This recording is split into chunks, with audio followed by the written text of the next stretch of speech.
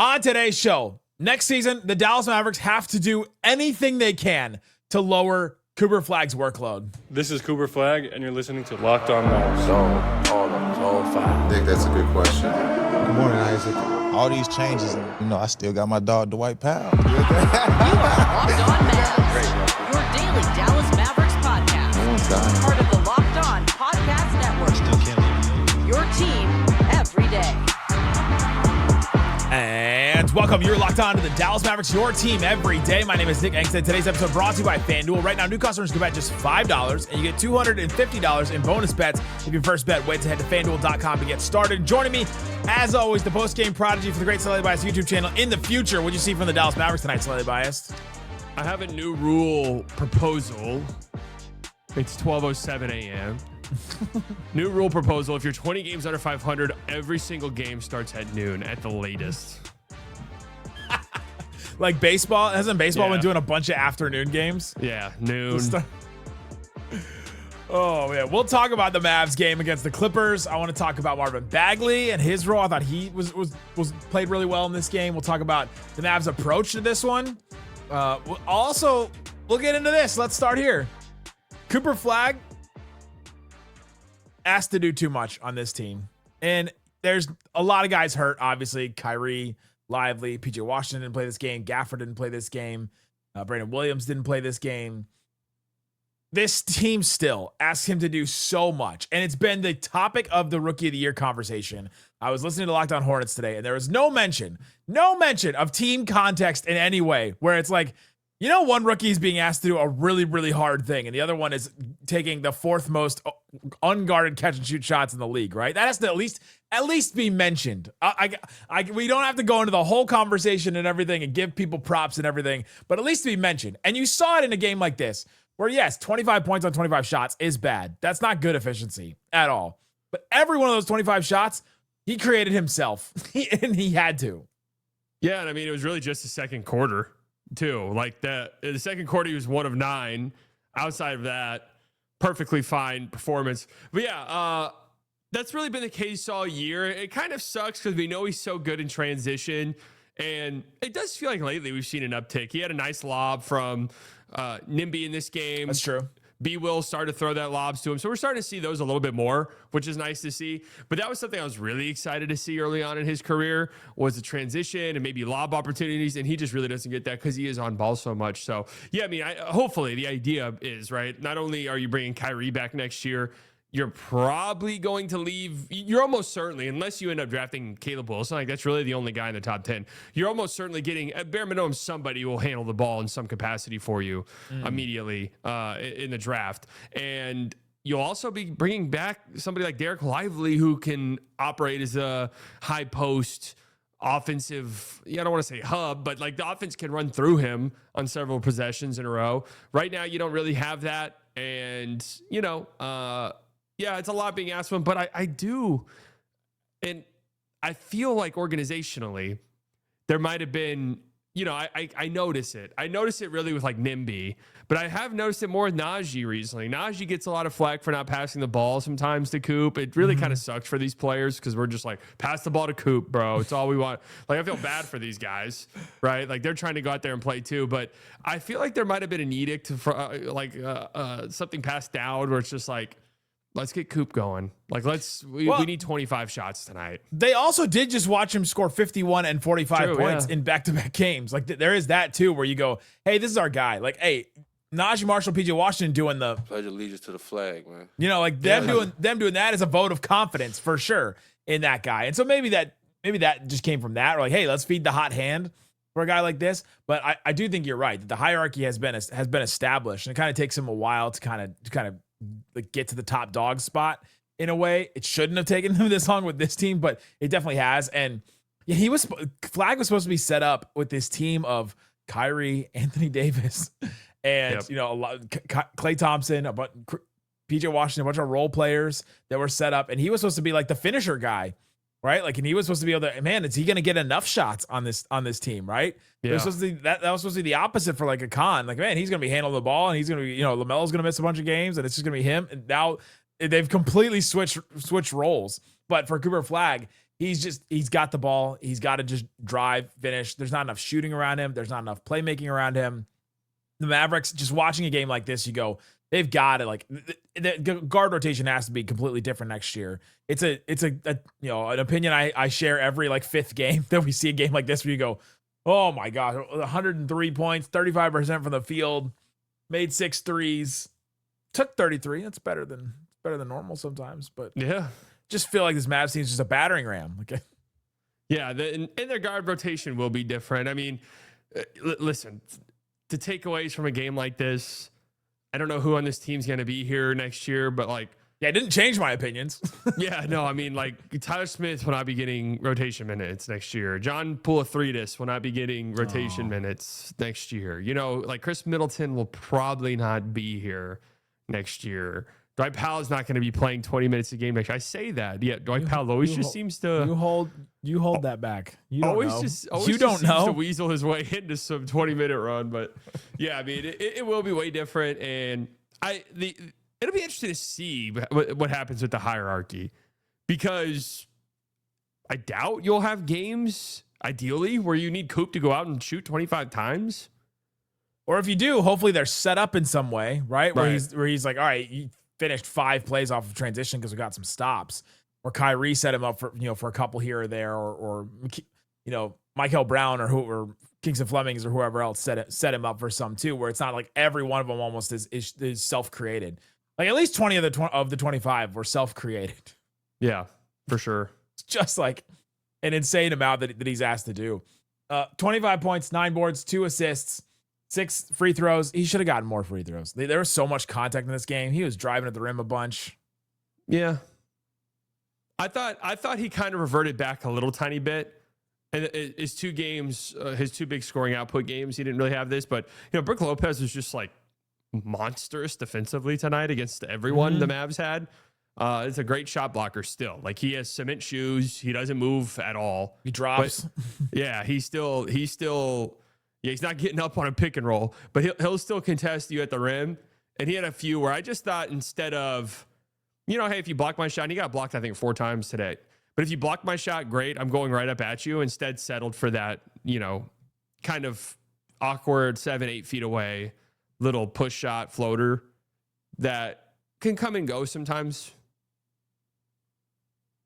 Yeah, it's the mid-range shots. His 3-point shot has been the thing recently. Like in the 50-point game, that was the big revelation where we're like, oh my gosh, does he have confidence in this shot all of a sudden? And if those shots are going, then all of a sudden you can do some of the drives to the rim and you got some more space because you've got some more respect out there. But this game, I think you're right. He did revert back to some of the, I'm just going to drive to the rim over and over again and just see what happens. The process for him wasn't the best. It wasn't like the 100% what you'd want, but but again, it's taking what the defense is showing him in a way. Driving, and instead of just like going up and finishing through contact, it's stopping and throwing up the little 7-foot floater.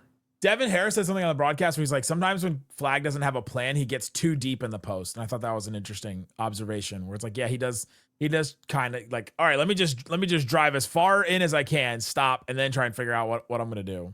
Yeah, for sure. And that's something that he'll get better at over time. Pivot fade has him as 1 of 1 on step back threes in this game. I distincly remember him. Okay, no, it was a sidestep 3 is the one he made, because that was in that run.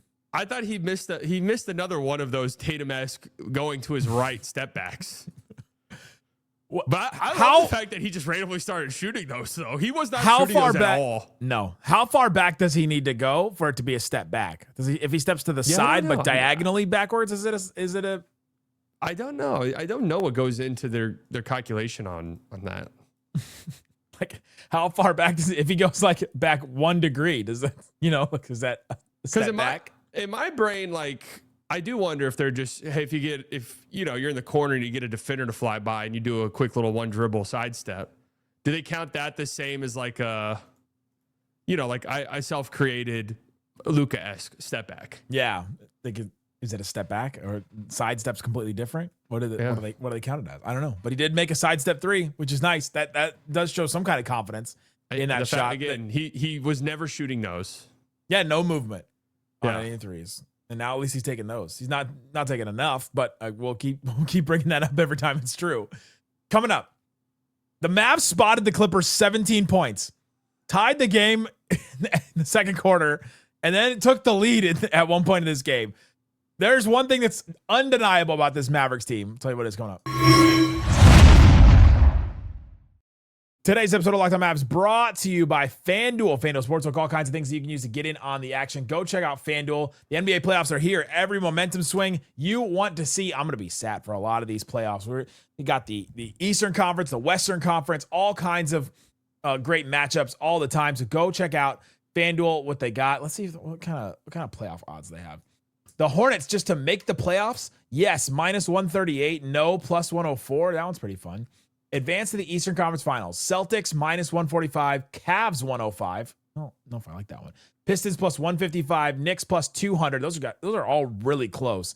Really close odds there. Sixers long shot +750. Hornets +1,000 if you want to get fun with that one. Go check out what you can do on FanDuel. And right now, you can bet just $5 and get $250 in bonus bets if your first bet wins. Head to FanDuel.com to get started. FanDuel, play your game. Also brought to you by TurboTax. It's tax time. But for a lot of us, the old way of doing taxes is a lot. Trying to book an appointment, that's not the most convenient way. Sitting in a waiting room with a stack of papers, emailing back and forth, and wondering if they really get your situation. But this year, you're getting a major upgrade. Intuit TurboTax now has in-person locations nationwide. You can meet face-to-face with a real tax expert, and your documents get uploaded straight to your TurboTax app on the spot. Just like that, you're done. Your TurboTax expert works to get you every dollar you deserve while you get real-time notifications as you go about your day. It's the relief of walking in, meeting a real person, and walking out knowing your taxes are being handled right. Head to TurboTax.com/local to find a store near you and book your appointment today. Shut it down! Let's go home! Thanks for hanging out with us on Locked On Mavs, being part of the show, part of the Raccoon Squad. That's what we call our listeners, listening every day. Check the text line. We have, I was answering questions today from people. I was answering your text messages straight to me. Go straight to your phone. It's the number is in the description. So go check out that. There's a link in there as well as the QR code. And we'll also send you every rumor, notes about games, things like that. Go check out the text line in there. All right. Slightly. The Mavs start this game.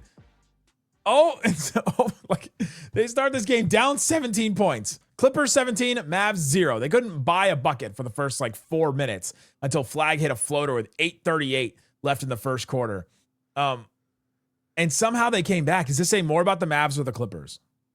I think probably during that stretch, I'd actually be interested during a good portion of this Mavs comeback attempt here at second, third quarter. How many points by the Clippers were scored by somebody not named Kawhi Leonard? Because for the longest time, it felt like they were not scoring. Third quarter, Kawhi had 15 points. The Clippers as a team in that quarter had 24.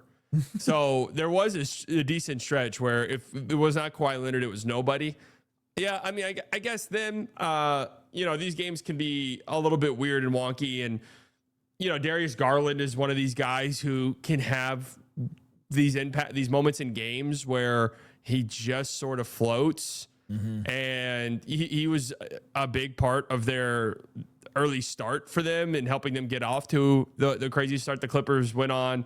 Then he scored 4 points in the second and third quarter, then scored 10 in the fourth quarter. That's kind of the player that he is. I mean, I don't know. I guess it would tell me more about the Clippers because this was a legit must-win game for them. This is the thing about the Mavericks that I've just told everybody that has asked me anything. The Mavs are tanking, right? It's well... No, they are tanking tonight. Come on, dude. Sort of. But they came back at the very end, they were. Yeah, but they said everybody tonight. What do you mean they said everybody? Poulikinas played 18 minutes. Dwight Powell played 20. Okay, well, Tyler Smith played 17. Well, you got Lively out. You got Kyrie out. Their comeback was not. Lively left last game with an injury, so Lively left last game with an injury. He's out. Naji left this game with an injury. He's really out. I mean, the people that they actually may have just sat just to sit were PJ, Brandon Williams. But Brandon Williams has been in and out of the lineup for weeks too. I think tonight was a full-fledged tanking performance. Cooper Flagg played 34 minutes. It's fine. Do you know what the Jazz did tonight? to help The Jazz don't have a Cooper Flagg though. to help. They have a Lowry Marketing. Oh yeah, but that's different. Lowry's They have like a Keontae 28. George. Yeah, I mean, They have an with Ace the Jazz- Bailey. Some people said he's going to be better than Cooper Flagg. You What remember the that? what the Jazz do is disgusting. They played Besman Bang 48 minutes tonight. Yeah, what they're doing is seriously disgraceful. Yeah. Well, the Mavs are doing. If they were doing scales of tanking, the Jazz are an 11 out of 5, and the Mavs are at they were like a 3 tonight. There are some tanking-ish moves.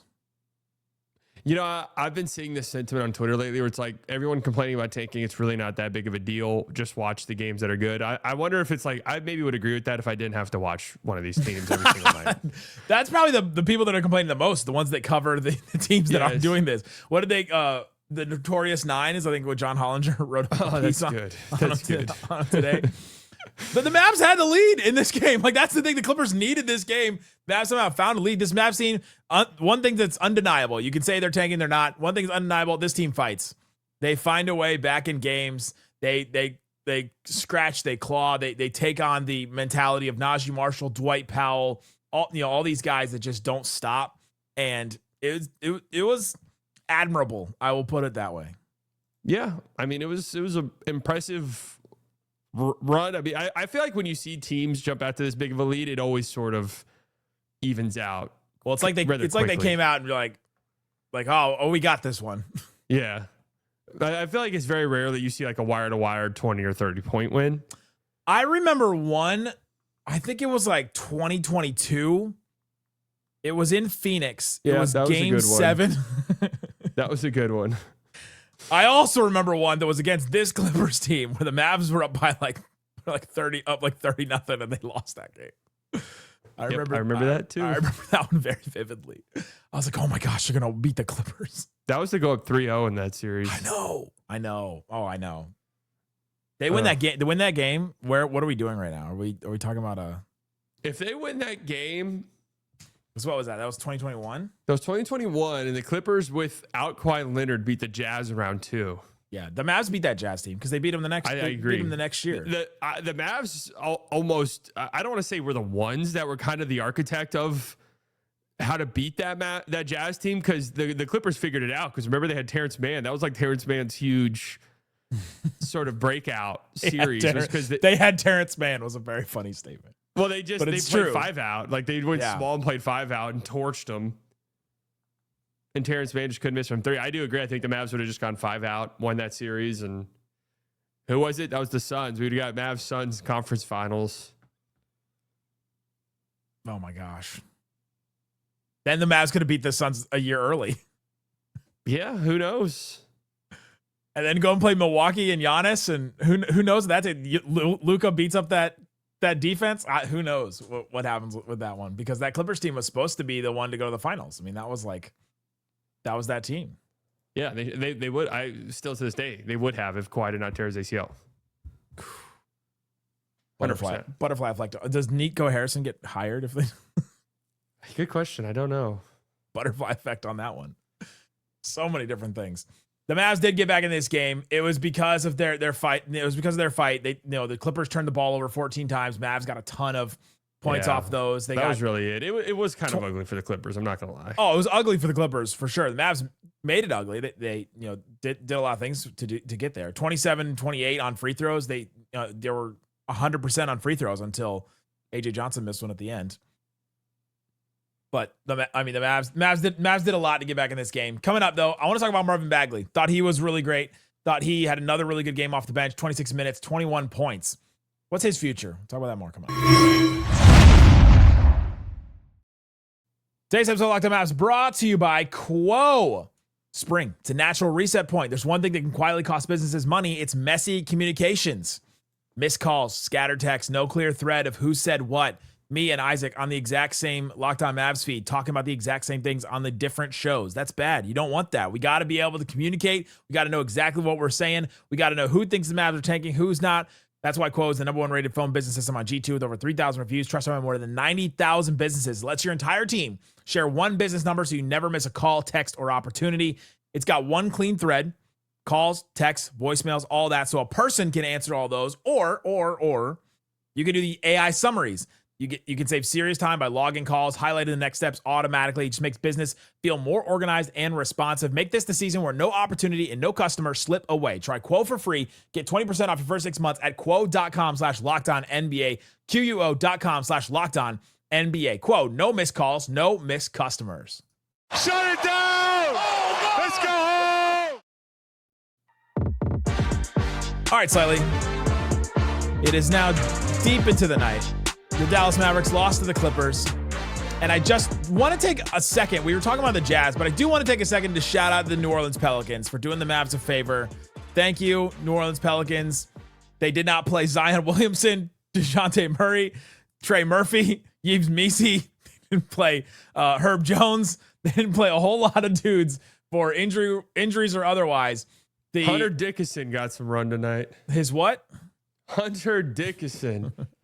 It was I don't even know him. It was in what?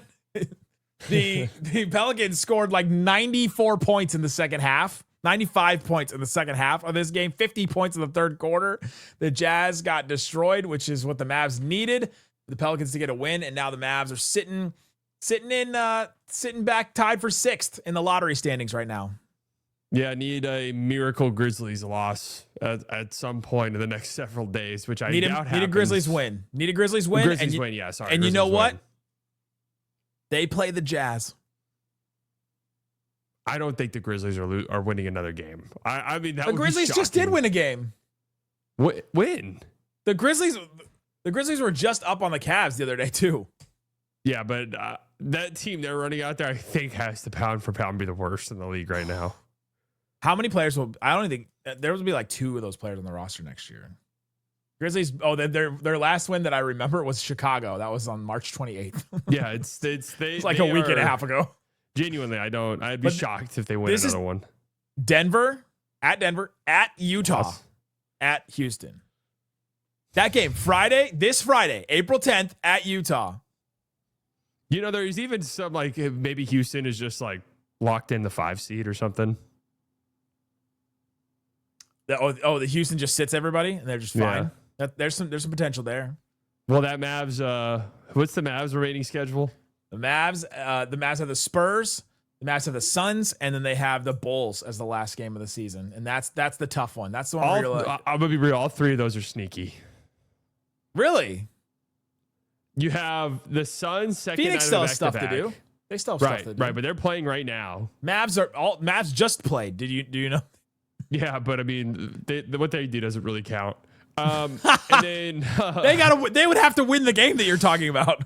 And then Spurs, I mean, they'll be just the 2 seed. There's no, Dylan Harper's going to score 40 in that game. That would actually be fun if we get like a high usage Dylan Harper versus Coop game. The 40-41 versus 2. Like, they want to do that. Like those that would two be guys. sick. Actually, I'm here for that. I guess the Spurs technically, I don't know how the tiebreaker works.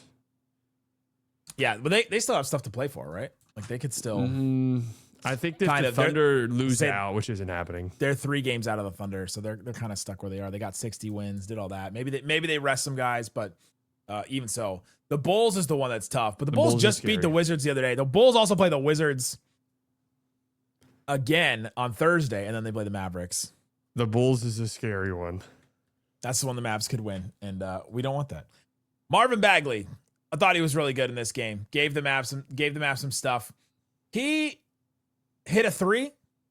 He got offensive rebounds, and he also had some drives to the rim. It's like, how many centers can do that in the NBA? Like, not many. It's just a unique skill set that he has. I just think he's got a spot on the Mavs next year. If the Mavs can keep him around, he's a free agent. But this is another game where you go, man, like Marvin Bagley's doing good things off the bench.